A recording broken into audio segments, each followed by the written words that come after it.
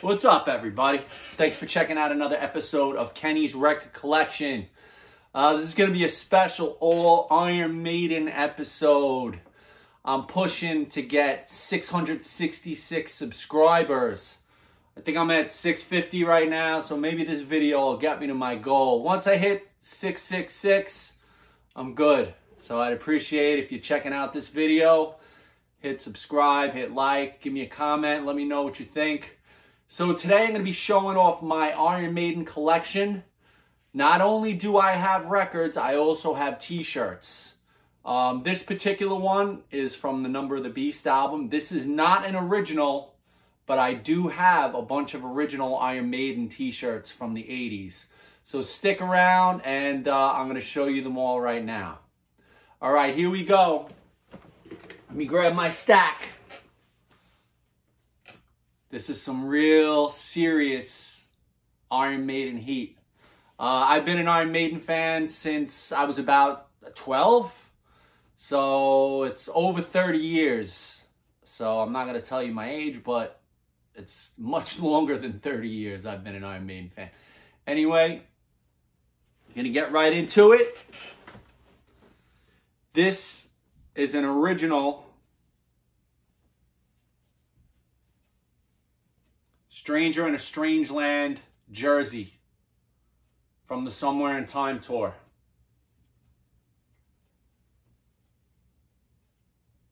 Original, pretty much never worn. I don't think it was ever washed. It's got an original old tag. I don't know if you could see that.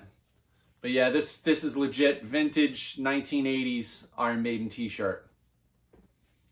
The artwork is just unbelievable. You got Eddie in like almost like a cantina setting, like in Star Wars, showing up to do some damage. He's got his like Clint Eastwood style get up on. Almost like the character from Star Wars, Cad Bane, who's in the new Boba Fett series. Nerd alert. All right, so that's one right there. Second one, this shirt is insanely rare, and if anybody else could find another one like it, I would be surprised. This is a mid-80s Phantom of the Opera jersey. I can't even find another one like it online anywhere. It's got the back hit, the landscape behind Eddie as the Phantom of the Opera.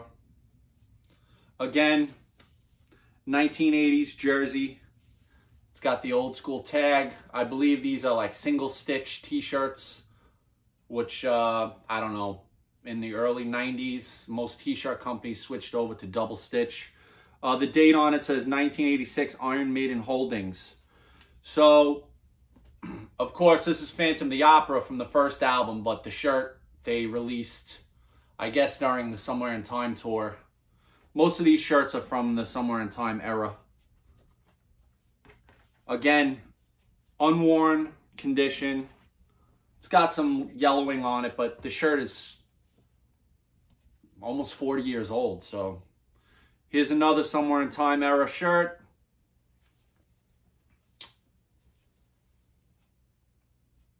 Definitely got that Blade Runner vibe. Eddie in front of the, it's supposed to be, I guess, the vehicle he traveled around in when he was time traveling.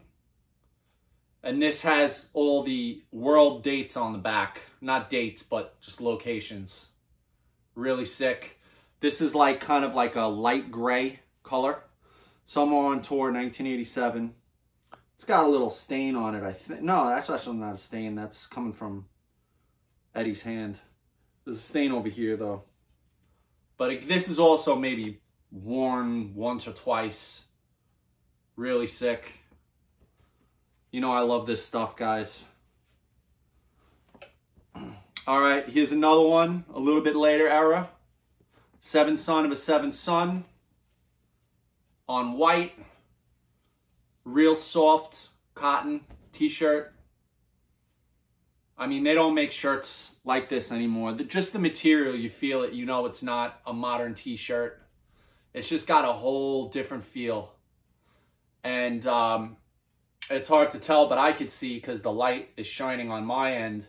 When you look through it, you could see kind of the way the cotton was loomed differently than they are today. Really cool.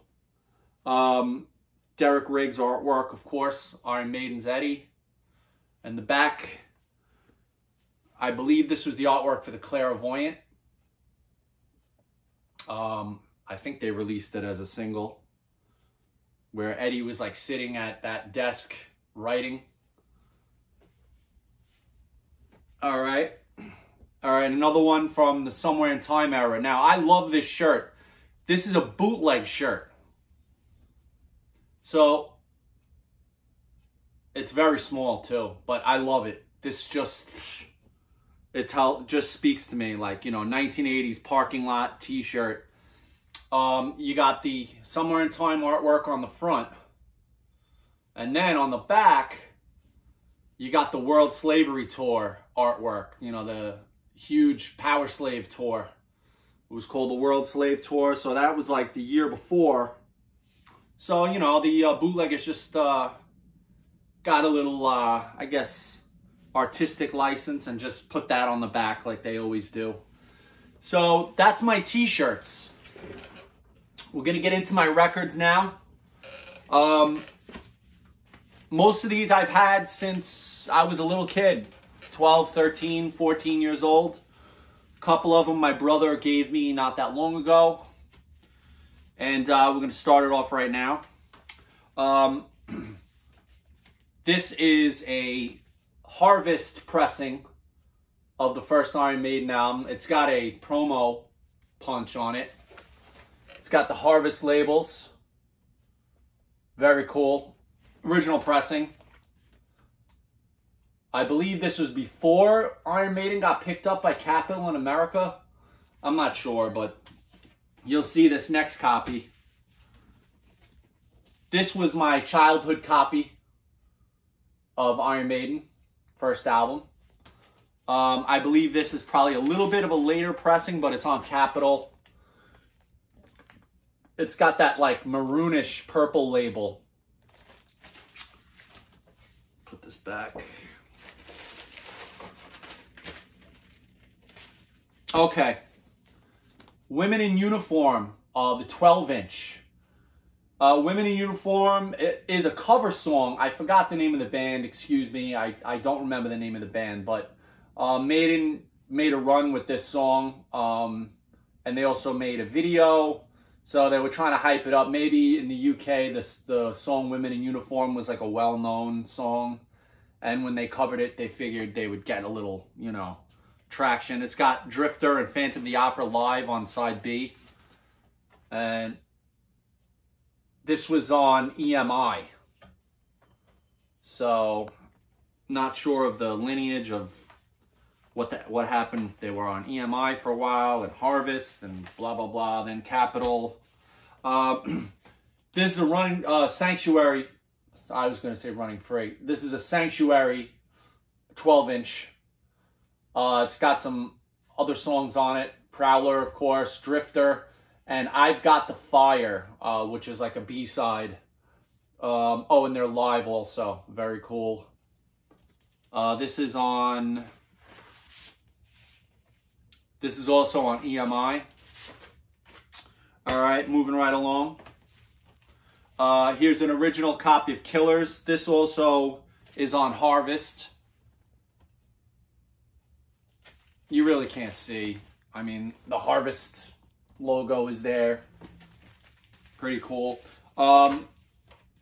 This is my childhood copy of Killers.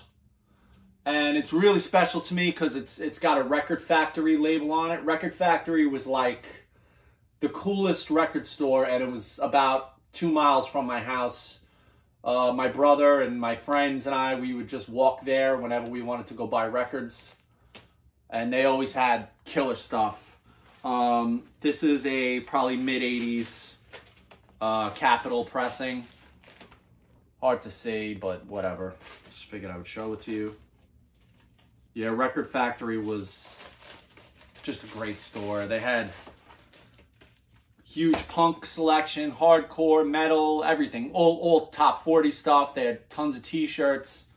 They also had a little paraphernalia section in the back where people would go and get bongs and stuff. You know, we thought they sold drugs out of there when we were kids. We didn't know any better. All right, here's a lot of stuff with this. Number of the Beast, Harvest Pressing.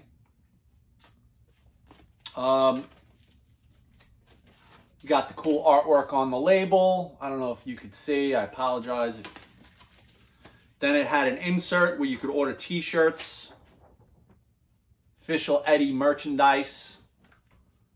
You could even order a studded bracelet. You know, leather bracelet. Cool stuff. And then you got the inner sleeve with all the lyrics. Which my childhood copy of this, I didn't have the lyrics.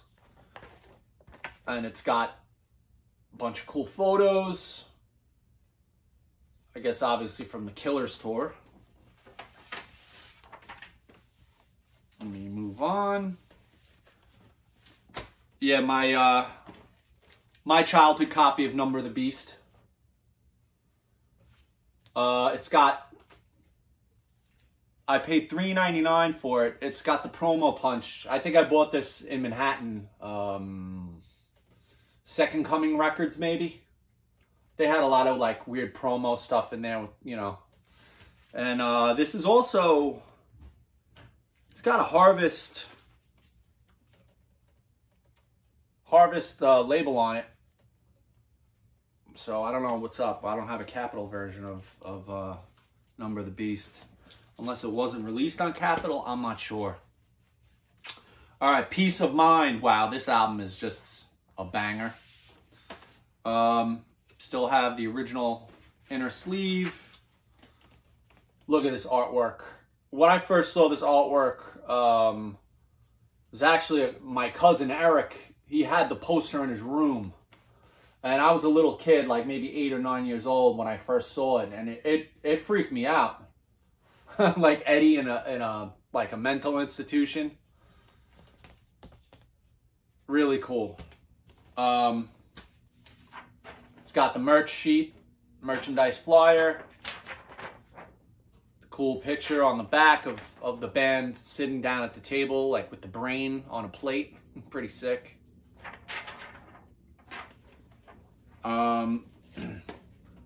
There we go. This is the inner. Pretty sick.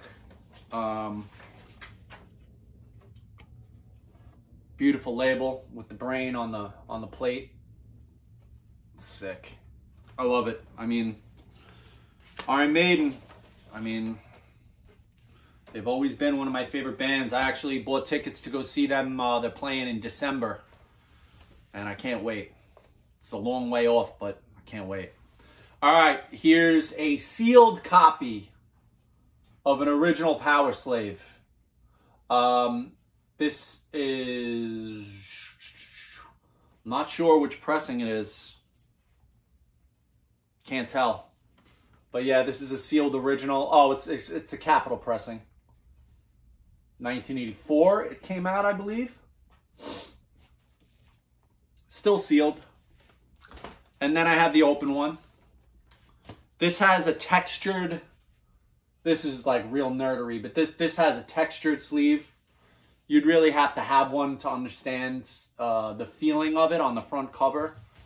It's very cool. And I mean, the artwork on this record, you could stare at this for hours and you see all different stuff. Like there's kind of like little messages written. I haven't really honed in on it in a long time, but there's cool stuff written all around the Eddie artwork.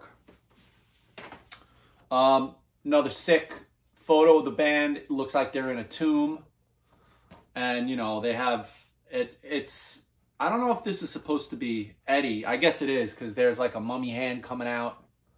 Really cool. Just, they had so many great ideas back then. They were really just so cool. Captured your imagination as a little kid, like where you're like, wow, these guys are on some next level. And they were also amazing musicians. All right, Somewhere in Time, 1986. This is another insanely good album. Some of the songs run a little long, in my opinion, but whatever. The artwork is great, like kind of Blade Runner, Star Wars influenced, Cyborg, Terminator, whatever. Like just really cool. Captured, you know, the imagination. Here's the inner sleeve. Yeah, the band on some space age looking vehicles. I don't know if they really hit the mark with it, but it almost more looks like they're on like kind of ATVs. But yeah, those are like some kind of like futuristic vehicles. Kind of cool. Here's all the lyrics with the cool Maiden symbol. I forgot what they call that, but I used to draw it on all my books and stuff when I was a kid. Those were the days, boy. All right. And then this is where it ended for me. I hate to say it, but yeah, Seventh Son of a Seventh Son, great album. This, in my opinion, this was the last really good Iron Maiden album. After that, when they got their third guitar player, I don't know. They just, I don't know. That's just my opinion. But yeah, this has the Record Factory sticker. This was probably bought like, I think this was my brother's copy. This was probably bought like the day it came out. When did this come out? 87 or 88? 1988, like early 88, I'm pretty sure. This came out, I think when I was like in the 7th grade. Yeah, Can I Play With Madness was huge. But I always love the back cover artwork. It's got those real subtle eddies like built into the snow landscape. And again, this is something, you know, I would stare at for hours and hours as a kid. And let's pull it out. See the inner. Yeah, that was that clairvoyant artwork I was talking about before on the back of the shirt. So the back of that shirt, they just removed the Eddie image. Pretty sick. And then it's got all the lyrics. Really cool. And yeah, like I said, that Record Factory logo to me, it just captured my childhood, you know, from the age of like 11 to like 18, you know. That was where I got a huge bulk of my record collection, and a lot of it I still have to this day. So yeah, that wraps it up. I appreciate you watching. Thank you. Please leave a comment. Let me know what you have. Tell me if you have any vintage shirts like that or any kind of, you know, really sick Iron Maiden stuff laying around. I would love to hear about it.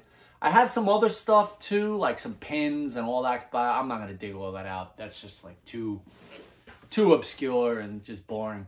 But yeah, thank you for watching. If you could please subscribe to my channel, that would help immensely. Leave a comment, say what's up, leave a like, leave a dislike, give me some hate, give me some love, whatever. It's all good to me. I appreciate you watching, and I'll see you soon. And please get me to 666. I appreciate it. Bye.